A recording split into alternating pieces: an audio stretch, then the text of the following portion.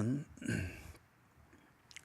주후 90년에서 95년 그 어간에 기록이 된 것으로 그렇게 봅니다. 기록자는 예수님의 제자 요한입니다. 이것을 기록했던 장소는 에베소입니다. 에베소는 상당히 번성한 도시였죠. 그리스 사람들이 지금 터키 지역인 소아시아 지방으로 건너가서 세운 도시이고, 상업적으로도 번성하고 종교적으로도 아데미 여신을 섬기는 굉장히 종교적인 도시이기도 합니다. 그리고 향락적입니다. 여신 아데미를 섬기니까 전체적인 사고방식이나 문화가 굉장히 향락적입니다. 동시에 이 에베소는 학문적으로도 아주 뛰어난 도시입니다. 그래서 여기에 사람이 많은 동시에 문제도 많습니다. 문화를 심각하게 보지 않으면 살기에 재미가 있습니다. 그러나 조금 의미 있게 살려고 하면 화려한 문화는 가장 큰 걸림돌 중에 하나입니다. 향락적이기 때문에. 그래서 이곳에 바울이 가서 에베소 교회를 세웠죠.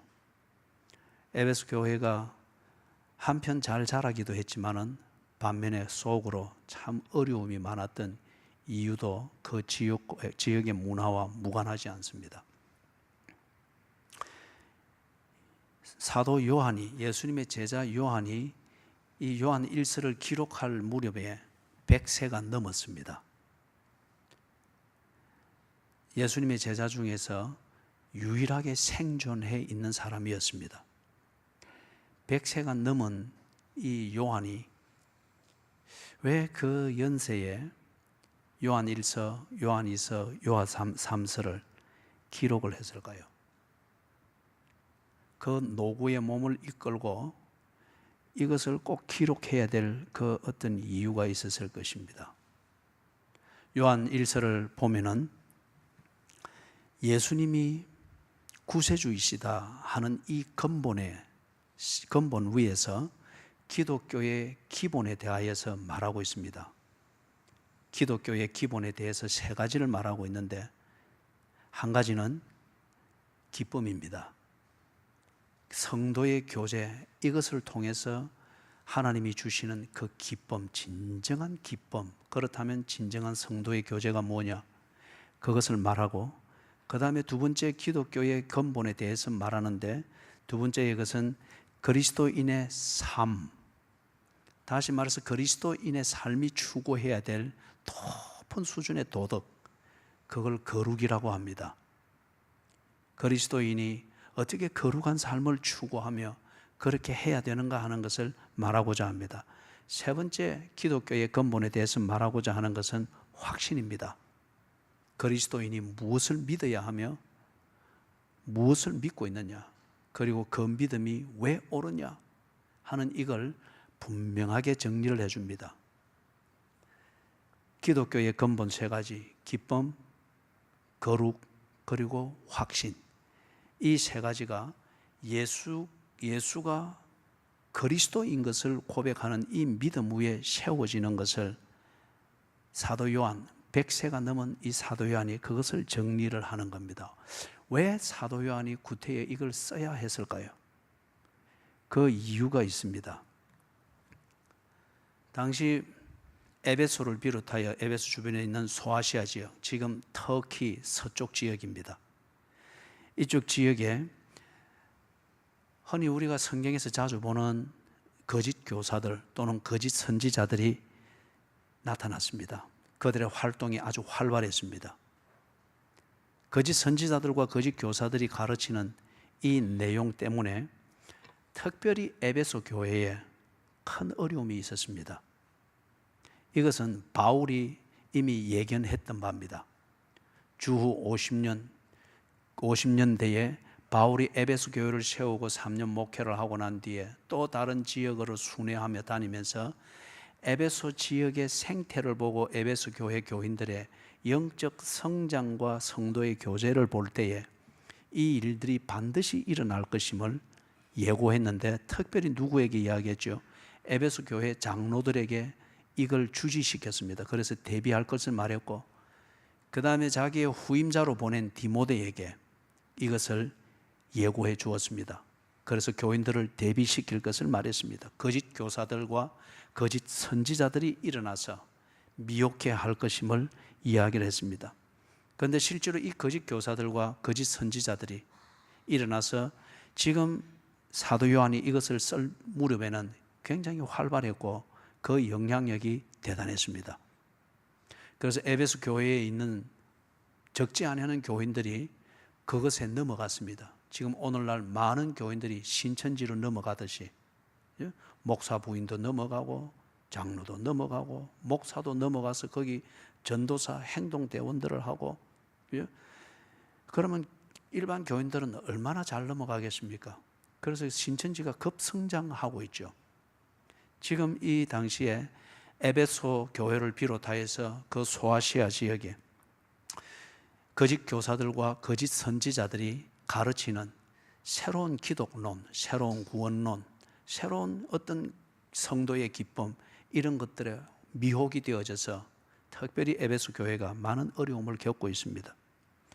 거짓 교사들, 거짓 선지자들이 가르치는 내용들은 골자는 그겁니다. 예수님의 구세주 되심, 그리고 예수님의 신성, 예수가 하나님이다, 인간이 되어 오신 하나님이다 하는 이 신성에 대해서 다르게 가르칩니다. 다르게 가르치는 요점은 뭐냐면은 사람들이 자기의 논리로서 납득이 될 수 있도록 가르치는 거예요. 이게 여러분 굉장히 큰 미혹의 함정입니다. 내 논리와 내 정서와 내 형편으로 납득이 되고 수긍이 되도록 가르쳐 주면은 사람들은 금방 동화되어집니다. 그런데 그것은 진리는 아니에요. 다 내 의견에 동의한다고 해서 그가 언제나 내 편인 것은 아니잖아요. 이 거짓 교사들이 그러하듯이 오늘날 이단들의 특징이 그러합니다. 사람들이 자기 논리와 자기 궁금증을 가지고 있는 그 틀 안에서 납득이 되어지고 이해가 되어지고 자기가 원하는 대답을 만들 수 있도록 그렇게 가르쳐주고 교리를 만들 때에 이게 진리다, 이게 답이다, 드디어 답을 찾았다라고 하면서 쑥쑥 넘어가게 되는 겁니다. 논리와 이론의 조합이죠. 그래서 이 거짓 교사들과 거짓 선지자들이 나타나서 예수님의 구세주 되심에 대해서 다르게 가르쳤습니다. 그리고 예수가 하나님이시다, 그분의 신성에 대해서 다르게 가르쳤습니다. 좀 뒤에 정리를 하겠습니다만은 이 사람들의 말대로일 것 같으면은 일단 에베소 교회에 적지 않은 사람들이 늘 설교가 애매하고 까다롭고 막 그렇지만은 이 사람 들으니까 말씀을 딱딱 쪼개고 딱딱 맞네, 딱딱 맞네, 넘어갔습니다. 그런데 딱딱 맞다고 하는 그들의 가르침대로일 것 같으면은 기독교의 구원은 없는 겁니다. 그 말 그대로인 것 같으면은. 그래서 여기에 혹하여서 에베소 교회에 많은 사람들이 이단으로 넘어갔습니다. 또는 교회 안에서 이 거짓 교사들과 거짓 선지자들이, 그것을 추종하는 자들이 교회 안에 머물면서 가르치고 성도의 교제를 통해서 영향을 미치고 이렇게 한단 말이에요. 그러니까 교회 내에서 분열이 일어납니다. 저 사람 말대로 해야지, 왜 오늘 설교가 저런 식으로 되나? 그분 말 들으니까 이렇다고 하던데 라고 하면서 자꾸 분열이 되어지고 갈등이 생깁니다. 그러면서 갈등이 심해지면은 그런 사람이 또 교회를 떠나게 되고, 그래서 교회 안에 있는 성도의 교제가 정말 기쁨의 만남이 아니고 갈등입니다. 자, 거짓 선지자들 또는 거짓 교사들의 주장이 뭐냐, 그들의 골자를 정리하면 이렇습니다. 플라톤과 같은 이런 철학자들, 형이상학, 형이하학 또는 신령한 것, 더러운 것, 이것을 말하기 위하여서 두 가지 차원을 언제나 구분했죠. 빛과 어둠, 페르시아의 철학에서 이게 구체화되어졌죠. 플라톤 같으면 이데아의 세계, 그리고 현실의 세계, 관념의 세계, 현실의 세계, 이렇게 구분을 해서 거기서 뭔가 답을 찾으려고 했던 그런 철학적 사조가 있죠. 이 거짓 교사들과 거짓 선지자들의 이걸 신학화 만든 토대가 뭐냐면 그런 종류의 철학입니다. 그런 종류의 철학이에요. 그래서 간단하게 말하면 이렇습니다. 인간의 영은 신령한데 육체는 악 그 자체라는 거예요. 그렇기 때문에 육이라고 하는 이 자체에 대해서 관심을 가질 필요가 없다는 겁니다. 영에 대해서만 관심을 가지라고 하는 이 이분법이 되어지는 거예요. 자, 이렇게 되니까 뭐가 딱 걸리는가 하면은 예수가 만약에 하나님인 것 같으면은 예수가 인간으로 온 것은 거짓일 수밖에 없다는 거예요. 그 철학적 사조의 전제가 이 결론을 만들어내는 겁니다. 영은 거룩한데 육체는 악 그 자체일 것 같으면은 예수가 육체를 입은 존재가 되어서는 안 되는 거죠. 그렇기 때문에 이런 사조에 근거해가지고 성경을 이해하려고 하고 성경을 가르치려고 하게 될 때에 예수가 왜곡될 수밖에 없는 겁니다. 예수가 하나님이라고 하는 것 같으면 그의 신성을 인정할 것 같으면은 악 그 자체인 육체를 입은 인간이 되어서는 안 된다는 겁니다. 그렇다면은 역사적으로 존재했던 불과 50여 년 전에 목격했고 경험했고 그다음에 증거했던 바로 그 역사적 예수 그 존재는 어떻게 되느냐는 거예요. 그것에 대해서 이 사람들이 또 자기들의 논리로 설명을 하는 것은 그겁니다. 나사렛에서 난 예수는 역사적 인물이 맞다는 거예요. 그러나 그가 하나님이 인간이 되어서 온 성육신한 그러한 예수는 아니라는 거예요. 나사렛 예수는 역사적으로 맞는데 하늘에서 인간의 몸을 입고 온 하나님은 아니라는 거예요. 그러면은 그 예수, 그를 하나님이라고 말하고 지금까지 믿어왔는데 그것에 대해서는 당신들이 뭐라고 말하느냐? 이게 대해서 아주 천년덕스럽고 그리고 나름대로 얼핏 들으면 참 논리적인 대답을 합니다. 예수가 세례 요한에게서 세례를 받을 때에 그때에 성령이 쑥 들어왔다는 겁니다. 꼭 신내림 하듯이. 그죠? 성령이 쑥 들어왔다는 거예요. 그리고 성령이 인간 예수 안에 머무는 상태에서 예수가 그렇게 살았다는 겁니다. 그렇게 살다가 인간 예수가 자기가 말하는 그 기독교라고 하는 것에 대해서 굉장히 열정적이고 강렬해서 십자가에서 죽었다는 겁니다. 유대인들의 그 법에 의해서 죽었다는 거예요. 그래서 죽음의 그 순간에 3년 전에 들어왔던 성령이 쑥 빠져서 다시금 나갔다는 거예요. 기가 막히죠. 그렇기 때문에 나사렛 예수는 하나님하고는 아무 상관이 없고 그냥 잠시 귀신이 들리듯이 들려가지고 귀신 들리듯이 그렇게 살다가 귀신이 손해볼 것 같으니까 쏙 도망가고 나니까 지 혼자 떡 남아서 그냥 죽어버리는 이런 격이에요. 자, 이렇게 되는 것 같으면은 만약에 거짓 선지자들의 이 주장이 들으니까 솔깃하고 논리적으로 탁탁 뭔가 한쪽 면에서는 풀어져 간단 말이에요. 그래 말씀을 딱딱 쪼개는 것 같다. 그래서 쑥쑥 다 넘어가는데 만약에 그게 사실일 것 같으면은 어떤 결과가 나오느냐? 우리의 죄는 속량되지 않은 것이 됩니다. 그렇기 때문에 죄의 값을 지불하고 너를 샀다고 말하는 성경은 다 거짓말이 됩니다. 왜냐하면은 이 죄의 값을 지불하기 위해서 대신 죽은 구세주가 없지 않습니까? 이 거짓 선지자들이 말하는 대로일 것 같으면 십자가에서 죽은 나사렛 예수는 지 나름대로의 종교적 도구말을 주장하고 광신적으로 그리 하다가 정통파인 유대교에 의해서 사형을 당한 것에 지나지 않기 때문에 죄의 값을 지불하기 위해서 대신 죽은 대속 제물은 없는 것이 됩니다. 그러면은 성경에서 내가 너희들을 위해서 죄의 값을 지불하고 너희들을 샀다고 말하는 하나님의 이 구원을 말하는 성경은 다 거짓이 되는 겁니다. 논리적으로 그럴싸하다고 해서 그게 진리가 아니라는 거예요. 두 번째는 부활이 거짓이 됩니다. 죽은 자도 없습니다. 그리고 살아난 자도 없습니다.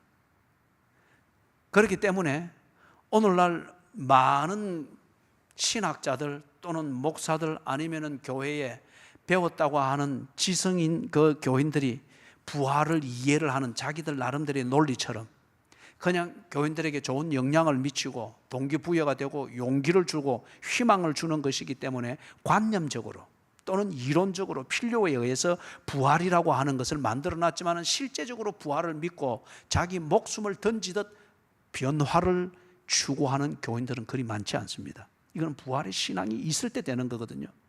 그래서 영지주의자들이 말하듯이 지금 이 거짓 선지자들과 거짓 교사들이 추구하는 이 논리는 뒤에 영지주의로 정리가 되어집니다. 영지주의. 영은 신령한 것이고 육체는 부정한 것이다라는 이 논리로 정리가 되어지는데 이들의 주장대로일 것 같으면 부활은 거짓이 됩니다. 기독교의 부활은 없는 겁니다. 왜냐하면 죄에 대해서 죽은 구세주도 없고 의에 대해서 살아난 구세주도 없는 격이 되는 거잖아요. 마지막 세 번째는 이 거짓 선지자들의 주장대로라고 하는 것 같으면 기독교는 육체의 생활과, 즉 다시 말해서 이 현실의 생활과는 상관없는 종교가 됩니다. 쉽게 말해서 현실 도피를 위한 수단이고 자기 합리화를 위한 수단이고 어쩌면 지금 많이 확산되어져 있는 뉴에이지 운동하고 다를 바가 없습니다. 뉴에이지 운동은 힌두교에 근거를 두고 있습니다. 힌두교는 종교라기보다는 사는 방식입니다. 사는 방식. 그렇기 때문에 이리 돼도 되고 저리 돼도 되고 저리 돼도 되고 모든 것이 다 신이고 그렇기 때문에 뭘 하든지 자기 자신만 좋으면 다 합리화되고 그게 행복과 기쁨의 근거가 되는 이론을 만들어주는 게 힌두교지 않습니까? 이걸 보편화시키는 운동이 뉴에이지 운동입니다. 그렇기 때문에 예를 들면 뉴에이지 이 음악들이 보면 초점이 없고 주제가 없습니다. 그렇기 때문에 그 음악은 24시간 연주할 수도 있고 들을 수도 있고 부를 수도 있습니다. 한 패턴으로 그냥 쭉 가면서 감정을 정화시키는 것이기 때문에. 그래서 이 거짓 선지자들의 주장대로일 것 같으면은 기독교는 육체와 상관이 없는 게 됩니다. 현실의 생활과 아무 상관이 없는 게 됩니다. 왜냐하면 육체 그 자체는 악한 것이기 때문에. 그렇기 때문에 그는 절기도록 놔두고 영의 문제만 거룩을 추구하면 된다라고 하는 이런 구도 행위를 이론화하는 것이 될 것이기 때문에 현실 도피적이고 자기 합리화의 수단이 되고 뉴에이지 운동과 같이 되어질 것입니다. 그런데 놀랍게도 이 거짓 선지자들의 주장과 가르침이 그 똑똑한 사람들이 많고 좀 속된 표현을 해서 잘난 사람들이 많은 에베소 교회에 깊이 침투했고 많은 사람들이 여기에 흔들려 버렸습니다. 그리고 성도의 교제가 갈등이 되었습니다. 사도들이 전해준 복음을 믿는 믿음이 옳다고 주장하는 성도들과 이들이 가르쳐 준 것이 복음을 바로 이해하는 것이라고 하여서 영지주의적 믿음을 가진 성도들 사이에서 교회 안에서 언제나 갈등이 생기고 그것이 토대가 돼서 네 파, 내 파, 네 입장, 내 입장, 네가 옳다, 내가 옳다 갈라지고 쪼개지고 교인들이 떠나고 갈등은 아주 정폭이 되어져 갔습니다. 그래서 이런 철학적 이론과 종교적인 신비로 포장이 되었죠. 이 거짓 선지자들의 가르침이 철학적 이론으로 포장이 되어 있으니까 아주 논리적입니다. 그리고 어떤 의미에서는 설득력이 있고 수긍이 됩니다. A 플러스 B는 C라고 하는 이 등식이 나오는 것 같으니까 그 이상을 못 보는 자는 그 안에서 이거다 나름대로 답이 되는 거예요. 반면에 여기에다가 종교적 신비감을 다 발라놨습니다. 영은 신령한 것, 그리고 영으로 하나님을 만난다. 그 하나님의 실체가 뭔가는 전혀 말하지 못하되 이 신비감을 씌워놓으니까 논리적으로는 납득이 되어지고 거기에 신비감까지 있으면서 뭔가 카타르시스가 되어지니까 이게 굉장히 힘을 얻었던 거예요. 굉장히 힘을 얻었던 거예요. 그런데 사도 요한을 비롯하여서 이 복음에 근거해 있는 분명한 믿음을 가진 자들이 볼 때는 이것처럼 허무 맹랑한 게 없단 말이에요. 그죠? 그냥 기도원 한번 갔다 와가지고 뭐 번쩍하는 경험했다고 해서 막 입에 거품 품어가면서 막 이야기하고 이게 뭐 말씀을 딱딱 쪼개는 것이고 그래 하는데 허무맹랑한 얘기가 대부분입니다. 그런데 분명한 믿음, 체험되어진 성경적 믿음을 가지고 있는 자가 그 소리들을 들을 때는 참 허무맹랑한 궤변인 것이 분명히 드러나는 거예요. 그래서 이 영지주의에 근거하에 있는 이 거짓 선지자들과 거짓 교사들이 이렇게 가르치고 미혹하고 뭐 퍼뜨리고 한데 사도 요한이 볼 때 허무맹랑합니다. 그리고 뜻있는 교회 지도자들이 볼 때에 사도 요한을 찾아갔습니다. 100세가 넘은 사도 요한을 찾아가서 어르신, 뭔가 역할을 해줘야 되겠습니다. 예수님을 직접 보고 예수님과 직접 사역하고 예수님으로부터 직접 듣고 그리고 예수님이 죽는 것을 보고 부활하신 것을 보고 그 몸을 죽기 전에도 만져보고 부활하신 이후도 만져보았던 유일한 정의는 지금 어르신 한 분입니다. 뭔가 정언을 좀 해 주십시오. 그래서 이 허무맹랑한 것, 이것을 정리를 할 수 있도록 좀 도와주십시오. 그래서 사도 요한이 100세가 넘은 노구이지만은 붓을 들어서 이 편지를 썼습니다. 그래서 이 편지는 사도 요한이 경험하고 체험하고 만져보고 보았던 예수님에 대한 정언입니다. 자, 1절에 보니까 태초부터 있는 생명의 말씀이라고 합니다. 여러분, 태초부터 있는 생명의 말씀, 이걸 일반적인 표현으로 말하면 신의 존재에 대해서 그리고 그 신은 무엇을 하는가, 이것을 찾고자 하는 그 표현이죠. 사람들은 누구나 할 것 없이 신의 존재에 대해서 그리고 그 신과 관계를 맺을 수 있는 것에 대해서 다 관심이 있습니다. 이 관심이 구체적이 될 때는 그 신을 찾는 구도 행위가 나타납니다. 이걸 보고 종교라고 그럽니다. 그래서 모든 인간에게는 종교심이 있고 종교적 구도 행위가 있습니다. 그게 크고 작고 구체적이냐 덜 구체적이냐 이 차이가 있을 뿐이죠. 그런데 이 신의 존재 그리고 신과 관계를 맺는 이 문제에 대해서 구도 행위를 하고 답을 찾으려고 애를 쓰는데 답을 찾은 사람은 아무도 없습니다. 여기에 답이 있다고 하면서 이 구도 행위를 끌어주고 구도 행위를 부추겨주는 것을 보고 우리는 철학이라고 합니다. 여기에 보다 더 신적 분위기가 가미되어서 이론화되어진 걸 보고 우리는 종교 철학이라고 합니다. 그것에 근거해서 만들어지는 생활을 보고 구도 행위라고 합니다. 이런 구도 행위나 철학이나 종교를 통해서 목마른 신을 찾고 신과의 관계를 만들어 보고자 하는 구도 행위는 보다 절실하지만은 대답은 찾지를 못했습니다. 그런데 보니까 사도 요한이 이것에 대해서 너무도 담담하게 확실한 표현으로 이야기합니다. 태초부터 있는 생명의 말씀이다. 신은 경험 세계가 있기 전부터 있었다. 이걸 지금 요한이 알고 있습니다. 그렇기 때문에 담담하게 이야기합니다. 그리고 그 신은 바로 말씀이다. 그리고 그 신과의 관계는 바로 우리에게 있어서의 생명이다. 이걸 담담하게 표현을 합니다. 그래서 생명의 말씀, 이 말씀은 요한복음에서는 로고스라고 하는 그것이 나오죠. 원어로서는 로고스라는 표현이 되는데 이 로고스는 예수님의 존재를 표현할 때에 썼습니다. 그 당시에 생명의 말씀이다. 다시 말해서 바로 그 신이 누구냐? 그 신은 오늘 거짓 선지자들이 이리 뒤틀고 저리 뒤틀고 교회 안에서 논란을 일으키는 예수, 그가 바로 신이다. 그 신은 태초부터 있는 그러한 생명의 신이다. 2절에서 이걸 보다 구체적으로 이 얘기를 합니다. 거기 보니까 나타내신 바 된지라. 사랑하는 여러분,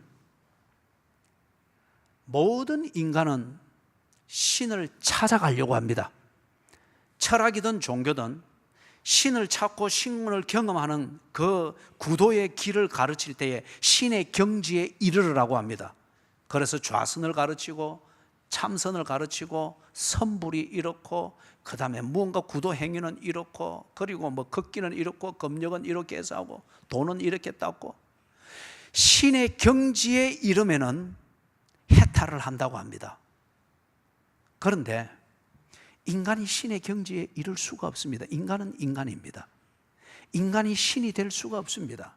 만약에 인간이 신이 될 수가 있다, 그래서 해탈을 할 수 있고 열반에 들어가서 그래서 부처라 이름하는 신이 되는 것을 인간 스스로 할 수 있다고 하면은 하나님이라 일컫는 이런 신, 별다른 신의 존재가 있을 필요가 없고 있어서는 안 됩니다. 인간이 신이기 때문에. 신을 찾고 신과 관계를 맺기 위한 철학과 종교의 가르침을 통해서 인간이 몸부림쳤던 것은 인간 스스로 신의 경지에 이르려고 했습니다. 그렇기 때문에 누구도 신을 만난 사람이 없습니다. 누구도 신을 본 사람이 없습니다. 거기 있을 것이라는 추측으로 철학이 있었을 뿐이지 신을 본 사람이 없습니다. 그래서 신을 보았기 때문에 태초에 있는 생명의 말씀이라 경험에 근거한 이 서술이 없었던 겁니다. 그런데 2절에 보니 나타내신 바 되었다. 기독교에서 말하는 여기에는 보니까 하나님이 인간을 찾아오셨다고 합니다. 신을 찾아야 되고 신을 만나야 되는 이 인간에게 하나님이 찾아오셨다고 합니다. 보여주셨다고 합니다. 확인하게 해주셨다고 합니다. 나타내신 바 되셨다고 합니다. 그래서 유독 기독교의 근간이 되는 성경에서만이 하나님을 보았다고 합니다. 그리고 본 하나님, 들은 하나님, 만져본 하나님에 대한 서술이 유독 기독교의 경전인 성경에만 나타나고 있습니다. 나타낸 바 되셨다. 어떻게 나타내셨는가? 그가 예수라고 합니다. 예수님의 인격과 예수님의 하는 일을 통하여서 인간이 하나님을 경험했습니다. 굳이 그는 나사렛에서 난 예수일 뿐이다. 그리고 영지주의의 철학의 영향을 받은 이 거짓 선지자들이 말하듯이 나사렛 예수에게 귀신이 들어가듯 성령이 들어가서 그렇게 그가 3년 동안 그런 식으로 했을 뿐이다. 그리고 성령 떠나고 나니 그는 여전히 나사렛 예수, 인간 예수였을 뿐이다라고 말하는데 굳이 그렇게 해서 예수가 하나님 아닌 것이라고 차별화시키려고 애를 씀에도 불구하고 예수님의 존재와 그분이 하시는 일을 볼 때에 그가 하나님이 아니고는 그렇게 존재할 수 없고 그런 일을 할 수 없는 것이 목격이 되어지더라 말이에요. 그래서 그 예수를 통하여서 사람들이 하나님을 보았습니다. 그러면서 그 뒤에 나오는 것, 영원한 생명을 우리가 보았다고 합니다. 영원히 있을 것이다, 죽음 이후로 이어지는 그 영원히 있을 것이다 하는 이 추측이 늘 있었으나 영원히 무언가는 몰랐습니다. 그냥 그것은 X라고 하는 이것을 가지고서 함수를 만들듯이 미지의 숫자를 가지고서 뭔가 자꾸 진리를 찾아가려고 하듯이 영원이라고 하는 이것을 X라는 것으로서 두고서 그것이 있다라고만 생각하고 추구만 했지 영원히 무언가는 몰랐습니다. 그런데 예수를 보고 예수를 경험하면서 영원을 경험했습니다. 영원이 현실이 되는 것을 확인을 했습니다. 그래서 거기 영원한 생명을 우리가 보았다. 그래서 여러분 1절에 뭐라 합니까? 우리가 들은 바요, 눈으로 본 바요, 우리의 손으로 만진 바라. 영원을 들었습니다. 영혼을 보았습니다. 영혼을 만졌습니다. 더 이상 영혼은 함수에서 X의 자리에 있는 것이 아니라 그 영혼은 나의 현실이 되었습니다. 예수를 만나고 예수와 관계를 맺고 예수와 교제를 하는 것을 통해서 이게 그냥 그렇게 경험이 되어지고 자기 현실이 되어졌다는 겁니다. 여러분, 그 뒤에 보니까 이걸 보다 구체적으로 설명하는데 이는 아버지와 함께 계시다가 우리에게 나타내신 바 되니라. 아버지, 유대인들에게 있어서 아버지는 곧 하나님을 말합니다. 성부 하나님은 영원하신 분이라고 하는 것을 이들이 늘 믿어왔고 고백해왔습니다. 그렇기 때문에 나사렛 예수가 그 영원하신 아버지 하나님과 있다가 오신 분이기 때문에 그분을 경험하고 만나는 것이 곧 영혼을 알고 경험하는 것이라는 거예요. 그래서 여기 아버지와 함께 계시다가, 사랑하는 여러분, 요한복음 3장 1절 2절을 보면은 니고데모라고 하는 사람이 찾아갑니다. 예수를 찾아가서 예수 앞에 고백을 하는 말이 있습니다. 제가 읽어드리겠습니다. 요한복음 3장 1절 2절입니다. 그런데 바리새인 중에 니고데모라 하는 사람이 있으니 유대인의 지도자라. 그가 밤에 예수께 와서 이르되 랍비여, 우리가 당신은 하나님께로부터 오신 선생인 줄 아나이다. 하나님이 함께 하시지 아니하시면 당신이 행하시는 이 표적을 아무도 할 수 없음이니이다. 니고데모가 예수님을 잘 보고 있었습니다. 그런데 그분이 하시는 기적이든 설교든 행하시는 것을 볼 때, 제가 분명히 나사렛 예수는 분명히 맞는데 하는 일의 내용을 볼 때는 하나님이 아니고는 할 수 없는 일들을 그냥 평범하게 하고 계시는 거예요. 그래서 밤에 찾아와서 니고데모가 진솔하게 나사렛 예수 앞에서 당신이 하나님이 행하는 일을 하고 있다라고 고백을 하는 겁니다. 예? 그래서 3절에 있는 2절에 있는 표현이 그 표현입니다.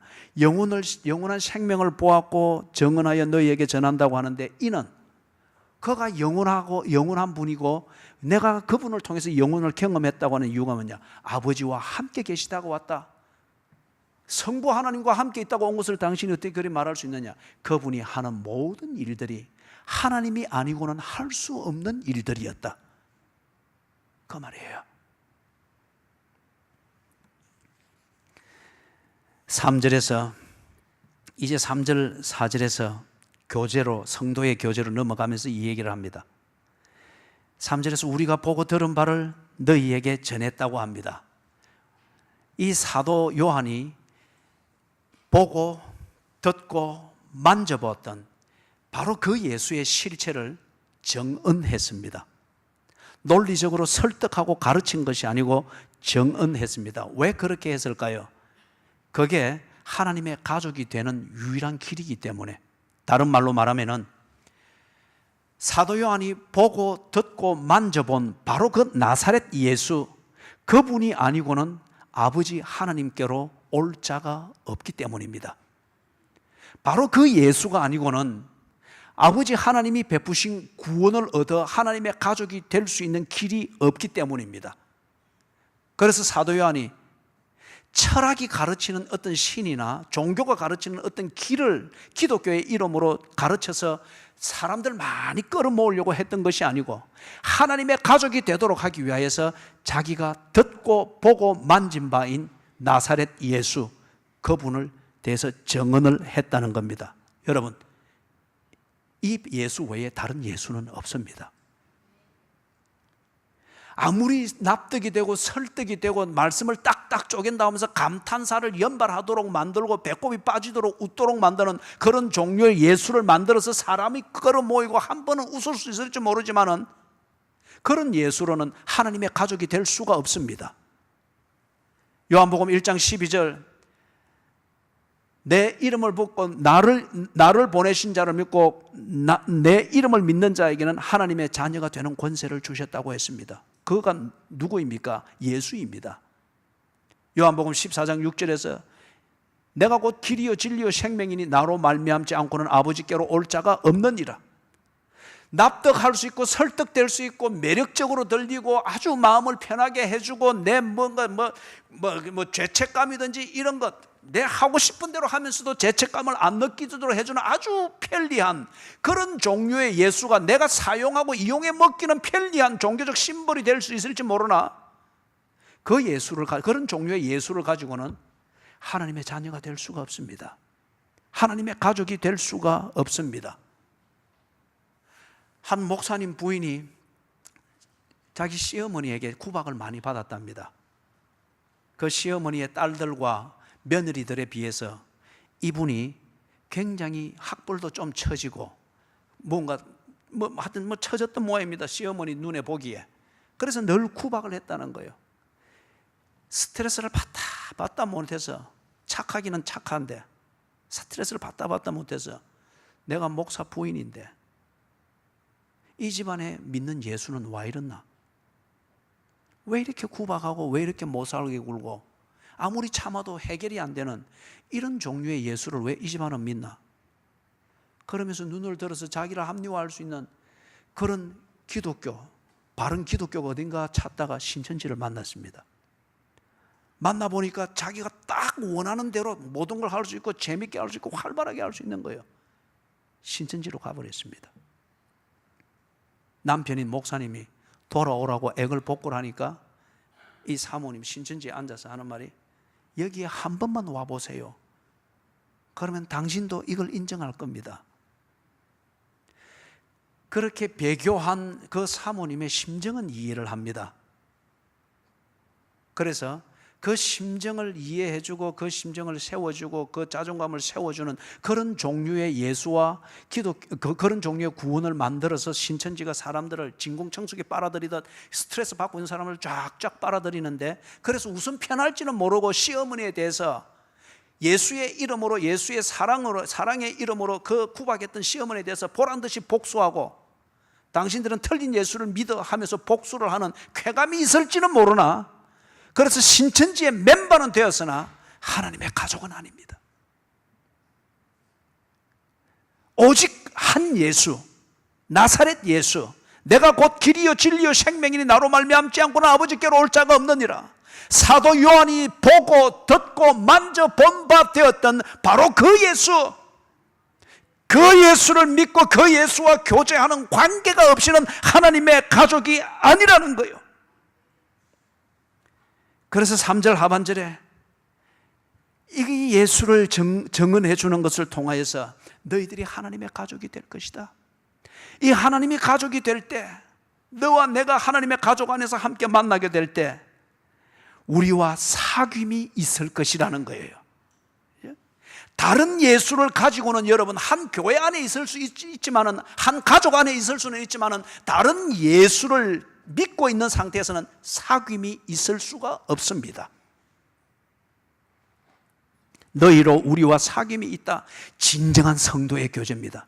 진정한 성도의 교제, 그것은 하나님의 가족이 됨에 있고, 하나님의 가족이 되는 것은 사도 요한이 듣고 보고 만진 바 되었던 나사렛 예수, 십자가에 못 박혀 죽으시고 3일 만에 부활했다고 성경이 증언하고 성도들이 2000년 동안 살아가면서 삶으로 체험하고 확인했던 바로 그 예수, 그 예수의 복음을 믿고 그 예수와 관계를 맺는 자만이 참된 성도의 교제에 들어갈 수가 있습니다.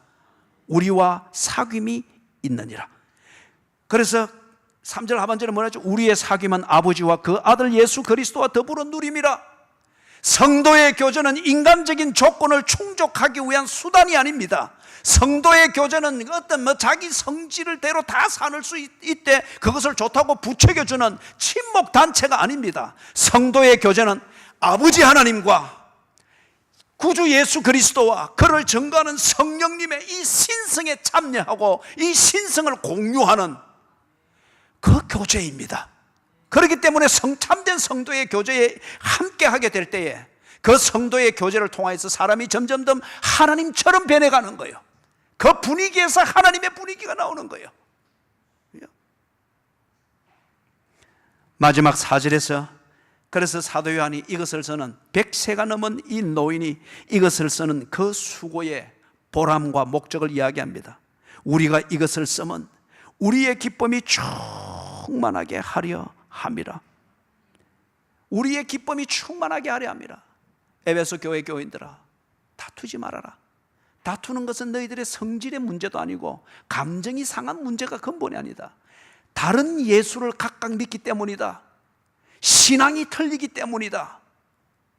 그것을 지금 이 얘기를 하면서 이걸 교정을 해주면서 앞으로 쓰겠다는 거예요. 그래서 여러분 이런 겁니다. 요한일서 5장까지를 보면은 크게 봐서 이런 4가지가 나와요.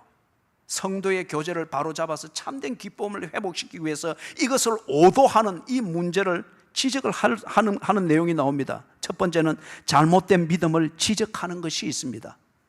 일부 열심히 있는 교인들이 이렇게 하는데 너희가 잘못된 믿음에 서 있다. 네가 주장하는 예수는 다른 예수다. 이게 드러나게 됩니다. 두 번째는 거짓 선지자들의 정체를 드러냅니다. 아직도 에베소 교회 안에 그들이 머물고 있고 교회 밖에서도 영향을 미치고 있단 말이에요. 그런데 어떤 교인들이, 에베소 교회 안에 어떤 교인들, 그 무리들이 이런 거짓 선지자들을 존경을 하는 거예요. 이런 거짓 선지자들을 신뢰하는 거예요. 그래 하면서 교회 안에서 자꾸 다른 소리를 내는 거예요. 요한이 이 편지를 쓴 그 내용에서 이걸 찬찬히 에베소 교회 교인들이 읽을 때에, 또는 소아시아에 있는 흩어진 교인들이 읽을 때에, 저 사람들이 존경하고 신뢰하고 따르는 그 지도자는 거짓 선지자구나 드러나게 되는 거예요. 이때는 진정한 싸움이 되는 거죠. 세 번째는 이중적인 교회 생활, 그리고 이중적인 성도의 교제를 드러내게 됩니다. 믿음대로 한다고 합니다. 내가 믿기 때문에 이렇게 한다고 합니다. 그런데 서로 미워합니다. 나는 믿음이 있다고 말합니다. 그런데 절대 감정을 풀지 않고 지 감정대로 갑니다. 그리고 미워하는 이게 딱 있습니다. 이 편지를 읽을 때에 이게 드러난다는 거예요. 그 다음에 네 번째, 마지막으로는 이단성의 실체를 드러냅니다. 교회 안에 보니 다 열심히 있는 교인들 같고, 다 에베소 교회를 위해서 나는 내 목숨을 바치는 자다라고 다 그렇게 말하고 그렇게 보이는데, 이 편지를 찬찬히 읽어보니까 그 분위기는 이단이구나. 저 사람이 이단에 그렇게 매료가 되어버렸구나 드러난다는 거예요. 이런 사람들이 보면은, 어떤 사람들이 보면 자신이 옳다고 주장합니다. 그래서 에베소 교회가 개혁이 되어야 된다고 주장을 하면서 개혁, 사랑 하면서 그렇게 분위기를 피우고 다닙니다. 그런데 그런 자들이 이 편지를 가만히 읽으면서 보니까 그런 자들이 성경을 거부하고 있습니다. 복음을 거부하고 있습니다. 오히려 자기가 신뢰하는 거짓 선지자들이라 일컬어지는, 자기가 신뢰하는 그러한 교리, 그런 가르침, 그런 성경 공부, 그런 설교, 그것을 듣고 그것만 신뢰할 뿐이지. 그래서 교회에서 이래 또 다른 편에 예수 그리스도의 복음을 믿는 자가 우려를 하면서 우리 성경 공부 같이 한번 하자. 절대 안 한답니다. 나는 이미 다 알고 있고 할 것 다 했고 다 정리되어 있으니까 교회가 개혁되어야 된다. 그렇게 하는 거예요. 그래서 사도 요한이 이 편지를 씁니다. 그래서 이 편지를 써서 내용을 찬찬히 볼 때 이런 네 가지가 쫙 드러납니다. 이것이 드러날 때는 우선 아픕니다. 그러나 이 아픔을 통해서 진정한 치유를 하면서 나사렛 예수 그리스도의 복음을 받아들이고 거짓 선지자들로부터 그들을 향한 존경과 신뢰가 미혹된 것임을 알고 탁탁 끊는 아픔을 겪어 나갈 때에 진정한 기쁨, 성도의 교제의 진정한 기쁨. 그래서 지금 여기서 말하는 것처럼 우리가 이것을 쓰면 우리의 기쁨이 충만하게 하려 함이라. 하나님의 가족으로서 아버지 하나님과 그리고 성자 예수님과 성령 하나님과 그 신성에 참여하며 그 은혜를 누리고 그 은혜를 공유하고 그 은혜로 서로 돌아보아 사랑과 선행을 격려하는 진정한 하나님 가족으로서의 이 교제의 기쁨, 이것을 회복하기 위하여 이 편지를 쓴다고 합니다. 사랑하는 여러분, 여러분은 예수를 믿습니까? 여러분이 믿는 예수는 누구입니까? 여러분은 정말 예수 그리스도의 복음을 신뢰합니까? 아니면은 누군가 그럴싸하게 말하는 그의 교리와 가르침을 신뢰하고 있습니까? 여러분은 정말 나사렛 예수 그리스도의 복음을 믿고 그분을 본받아 살고자 하는 그리스도인입니까? 그런데 왜 여러분은 감정의 노예가 됩니까? 왜 미워합니까? 토론을 했으면 그것으로 끝이 나야죠. 그걸 왜 감정으로 불을 지피면서 그렇게 미워합니까? 정말 여러분이 예수를 믿습니까? 그러면 왜 예수를 배우려고 하지 않습니까? 그것보다는 예수에 관한 이론과 분위기와 어떤 인터넷을 통해서 떠돌아다니는 설교, 내가 좋아하는 설교자들의 그런 스타일의 설교만 듣고 절대 거기서 벗어나지 아니하려고 합니까? 이 문제가 해결이 될 때 천국에서 만나보자. 기다리던 성도들과 그날 아침 거기서 만날 때 우리의 기쁨이 얼마나 즐거울까? 만나보자. 만나보자. 그날 아침 그 문에서 만나보자. 이게 우리의 기쁨을 충만하게 하려 함이니라. 이게 성도의 교제입니다. 우리가 이 말씀을 묵상하면서 찬양을 하고 하나님의 가족 되었음을 확인하게 하고 그 기쁨을 충만하게 하는 이것을 기념하도록 우리에게 세워주신 성찬을 행하도록 하겠습니다. 찬송가